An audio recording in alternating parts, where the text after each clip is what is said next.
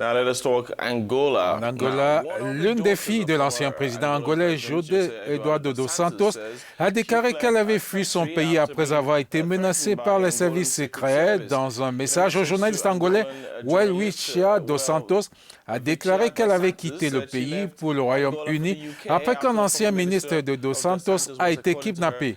Welwitschia dos Santos, député du MPLA, se trouve au Royaume-Uni, tout comme Isabel dos Santos, la fille aînée de l'ancien président. Mais contrairement à sa sœur, elle continue de critiquer l'actuel président João Lourenço, dont elle demande la démission. Eh bien, Jerry, Welwitschia dos Santos avait obtenu une autorisation d'absence de 90 jours. Et dans un communiqué daté du 7 mai, le MPLA, son groupe parlementaire, a suggéré la suspension de cette dernière selon les alinéas B et C de l'article 151 de la Constitution. Cependant, cette dernière, sur les réseaux sociaux, a dénoncé une tentative d'intimidation et d'hostilité, Jerry. Avec nous en ligne, notre correspondant Georges Mayanza. Il nous a rejoint depuis Luanda. Bonjour Georges, merci de votre compagnie. Après que Isabel dos Santos, une deuxième fille de l'ancien président angolais, a décidé de s'exiler au Royaume-Uni, pouvez-vous nous en dire un peu plus?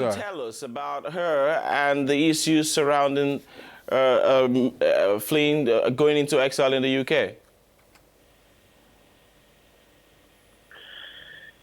Bonjour. La deuxième fille de l'ancien président dos Santos n'est pas très connue médiatiquement comme sa sœur aînée Isabelle, qui a d'ailleurs été la PDG de la Sonangol.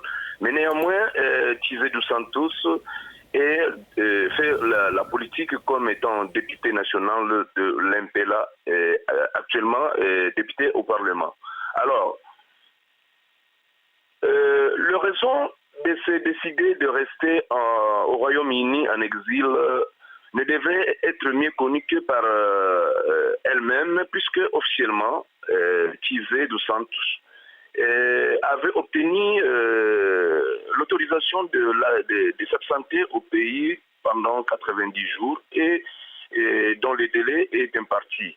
Il devrait revenir au pays et servir ses électeurs et sa nation. Malheureusement pour elle, sa prolongation de son absence lui sera adressée une missive en date du 7 mai par sa commission, par la commission du groupe parlementaire de l'MPLA qui risque d'être de suspendre, disons, la députée au Parlement. Dites-nous, Welwitschia, on vient de le dire, dénonce une tentative d'intimidation. Mais est-ce qu'elle était sous le coup d'une procédure judiciaire avant de quitter le pays? Bien, je crois bien que Tizé n'était pas inquiété officiellement. Aucun dossier judiciaire n'a été ouvert en sa personne. Et la députée était toujours présente au Parlement à remplir ses devoirs de ses électeurs et de sa nation, donc l'Angola. Par ailleurs, l'MPLA en fait parti au pouvoir et le candidat aux élections passées avait un slogan qui disait améliorer ce qui est bon et corriger ce qui est mal. Alors, ces slogans étaient pour corriger en tout cas la corruption, le népotisme, l'abus du pouvoir ou l'abus au pouvoir, corriger pour bâtir un Angola nouveau et meilleur selon les slogans de l'MPLA et de son candidat qui est aujourd'hui président de la République, João Lourenço. Et donc, je vous affirme que aucune persécution n'a été constatée officiellement de cette fille de l'ex-président de la République. Oui, on constate qu'elle décrit le président comme un dictateur. Comment est-ce que les Angolais réagissent par rapport à cet activisme depuis Londres?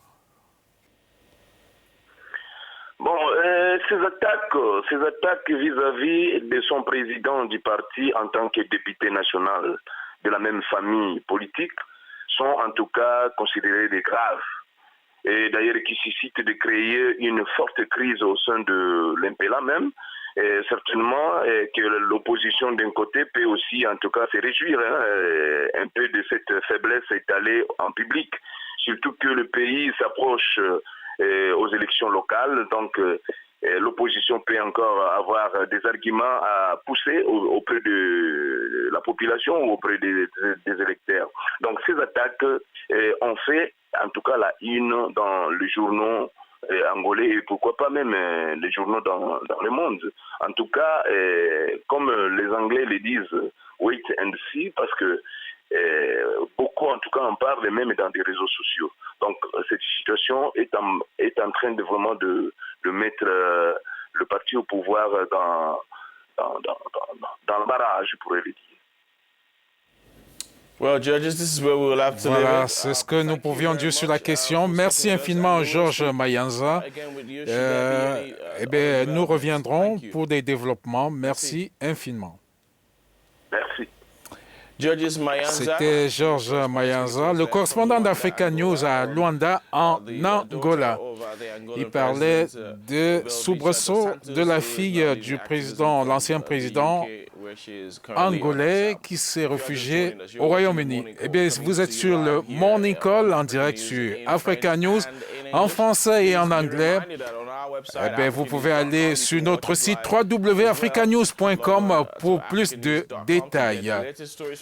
Vous aurez les dernières informations sur le continent.